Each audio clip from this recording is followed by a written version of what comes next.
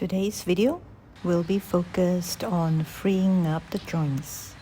The joints in the upper body, particularly the shoulders, actually even the elbows, the hips, as well as the entire pelvic girdle. To start, have yourself seated in a sideways position like that. Have your knees together in one line and your feet stacked up one on top of the other. And start to just curl your spine and arch your spine. It doesn't really look like I am curling, but I am in the sense that I'm curling down and sideways. And I am arching up and diagonal sideways. So when you curl down and do diagonal sideways, what happens is you are closing the ribs on that side of which your arm is pressing down on, and you will feel your shoulders and arm move back, rolling back, and releasing some tightness along the back of the arm and the deltoid area. Continue to do this without compromising your pelvis, your knee, and your feet position. This way, the shoulders and arm joints, where they are connected, will slowly move itself out to create space in this curling, particularly curling motion. So on to the other side, we do the same thing. Stack up your knees and your feet together and start to curl. And you can see how I'm rolling forward here. And then arch, I'm rolling my shoulders back. So as I roll forward, I'm closing in that side of which I'm rolling in.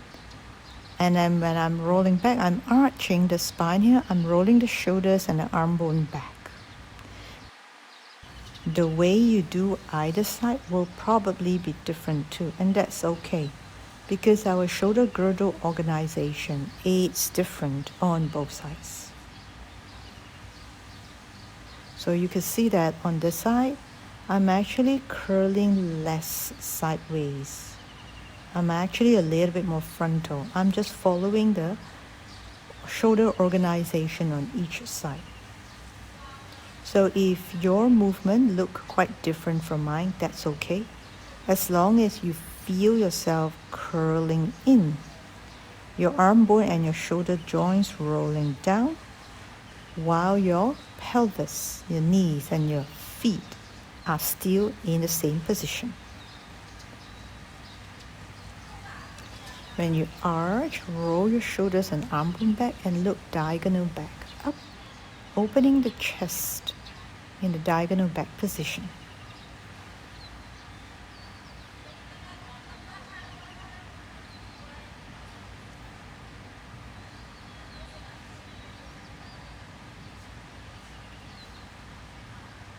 This movement may not look like much, but it does a lot to release the joints around the top of the shoulders and around the top and the back of the arm.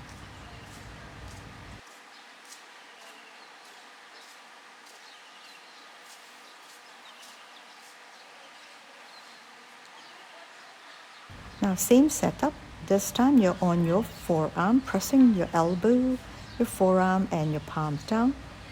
Line up your knees, your feet. Pelvis facing forward. Gently straighten the top leg out. It's like you're pushing the side wall away. Now very important is that the side of your torso remains straight, your pelvis remains facing forward, and your leg that is moving, bending and straightening out remains along the same line. It's not bobbing up and down.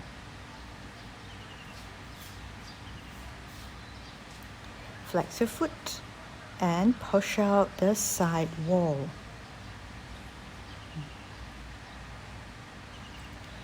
point your toes and bring it down to the floor.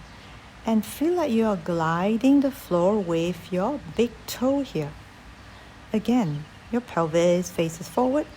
The side of your torso remain in one straight diagonal line, pushing your forearm down.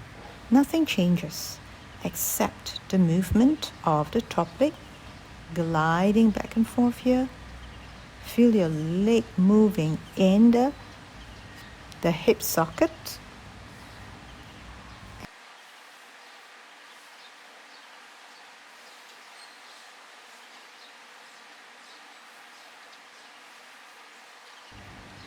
Also feel your hips extended back as you bring the leg back here, arching the spine a bit, arching, looking diagonal up.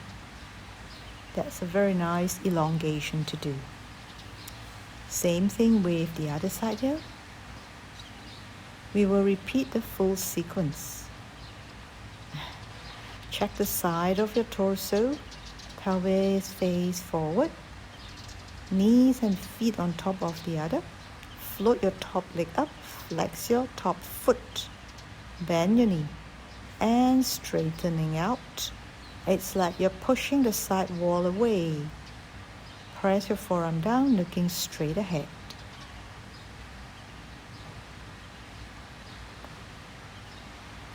When you come back, try not to bend your knees too much.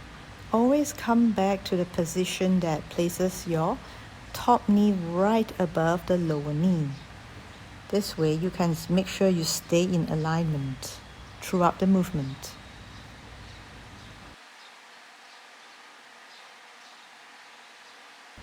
Bring your big toe down and start gliding your leg back and forth. Extending your hip and your leg as you glide to the back and flexing your hip as you glide to the front.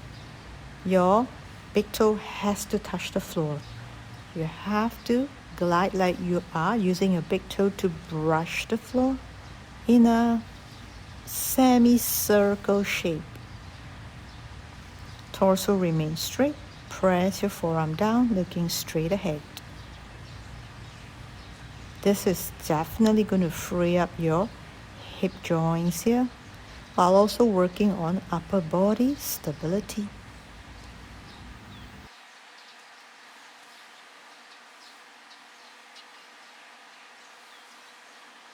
You might feel your pelvic girdle, one half of it moving along as the leg moves. That is, of course, perfectly okay.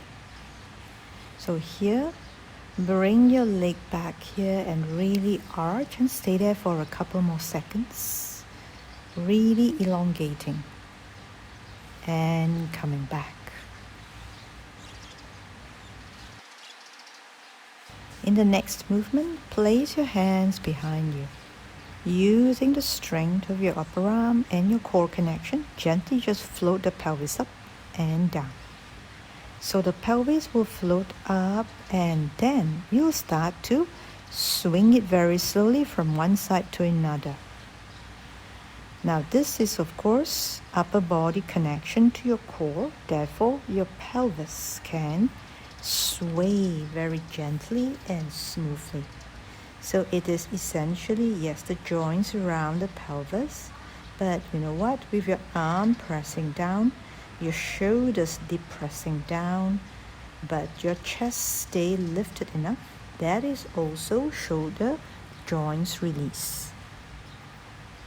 Because we are using two opposing force here, arm pressing down, while the chest lifting, and this gives it the traction, and traction releases joints.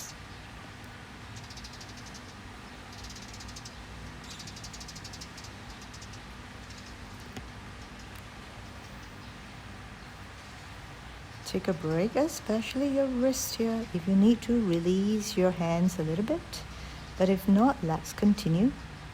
And float your pelvis up and start to just gently sway it from one side to another. Keeping your knees together though.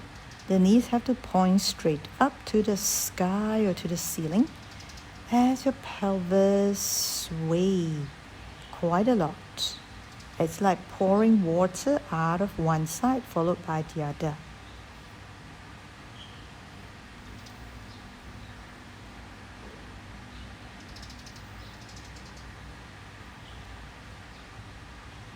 Now keeping the pelvis fairly symmetrical as you sway from one side to another.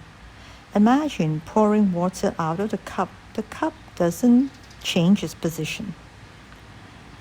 So I'm showing you from the back here, and how it looks like is this, so that you have an idea of how much the pelvis need to move. Now, depends on how you look at it. From a body sensation point of view, that is a lot.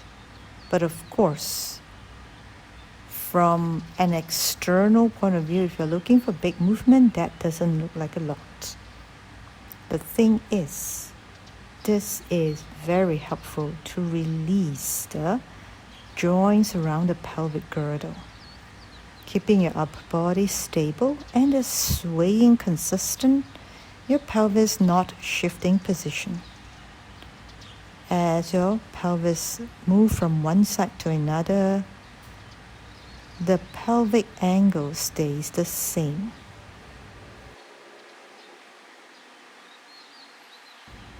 You will find that you might also be using a lot of your hamstrings to balance you. That's really good.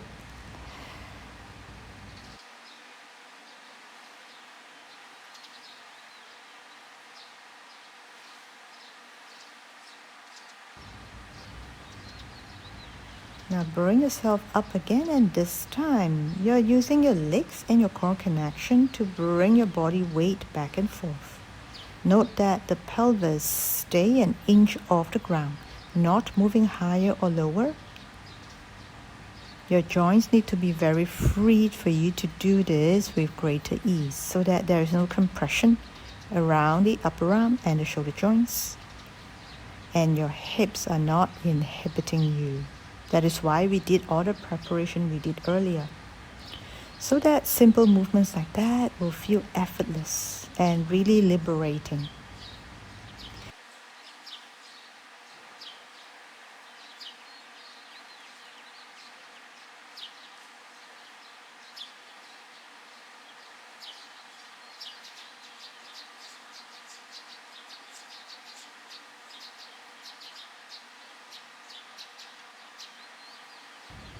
Place your hand as wide as the mat.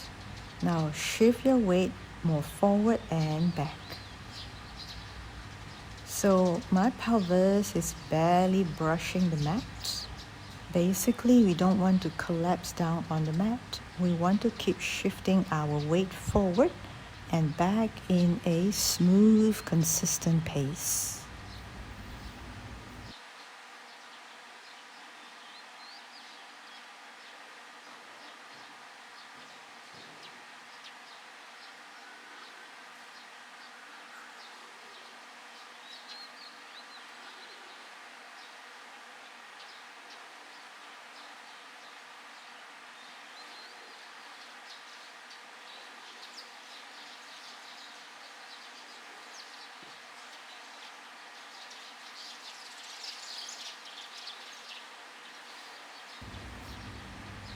See if you can increase the range here. Just go a little bit more forward and back. Keep the pelvis along the same height.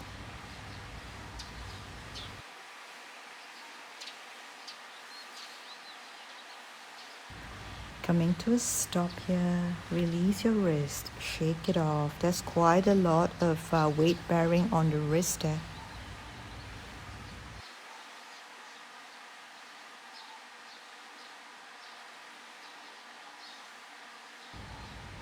Straighten your legs out.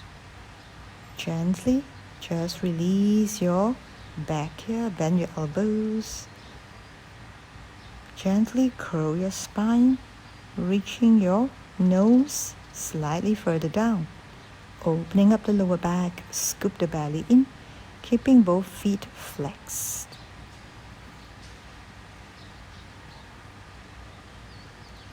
And then from here, place the hands behind you and arch your spine, keeping your legs as straight as possible.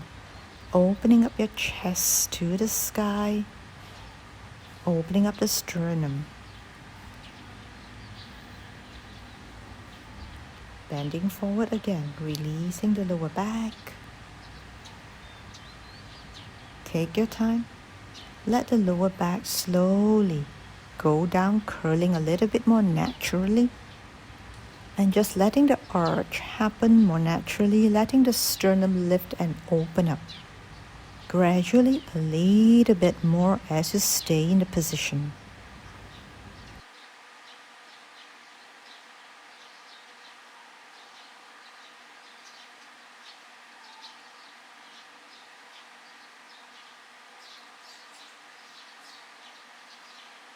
Continue to lift the sternum, opening up your chest here. Having your legs as straight as possible. That will really elongate the body more.